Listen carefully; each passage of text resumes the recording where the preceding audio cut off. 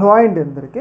రీసెంట్గా హైదరాబాద్లో శిల్పకళా వేదికలో హరిహర వీరమల్లుకు సంబంధించిన ప్రీలీజ్ ఈవెంట్ అయితే నిర్వహించడం జరిగింది. అయితే ఈ ప్రీలీజ్ ఈవెంట్ నిర్వహించిన సందర్భంగా కొంతమంది పవన్ కళ్యాణ్ ఫ్యాన్స్ అక్కడికి వచ్చి మీడియాతో మాట్లాడుతున్న సందర్భంగా జగన్మోహన్ రెడ్డి గారిని నోటుకొచ్చినట్టు మాట్లాడటం జరిగింది. వాడు వీడు అని చెప్పేసి తన నోటికి ఏదొస్తే అలా మాట్లాడటం జరిగింది. ఈ వ్యక్తి ఉన్నారు కదా, ఈ వ్యక్తి అనమాట. అయితే దీన్ని అక్కడున్న లోకల్గా ఉన్న జగన్మోహన్ రెడ్డి ఫ్యాన్స్ తీవ్ర స్థాయిలో సీరియస్గా తీసుకున్నారు. ఎందుకంటే ఎవరైనా కానీ తమ యొక్క నాయకుడిని తిడితే ఎవరికైనా కోపం వస్తుంది అనమాట. ఇప్పుడు ఈ వ్యక్తి ఉంటే పవన్ కళ్యాణ్ పొగుడుకో, ఎంతైనా పొగుడుకో, ఇబ్బంది ఉండదు. కాకపోతే ఈ వ్యక్తి వచ్చేసి జగన్మోహన్ రెడ్డి గారిని తిట్టేసరికి అక్కడున్న లోకల్గా ఉన్న ఫ్యాన్స్ తీవ్ర స్థాయిలో ఈ వ్యక్తిని గుర్తుపట్టి తీవ్ర స్థాయి వాళ్ళ హెచ్చరికలు జారీ చేశారు.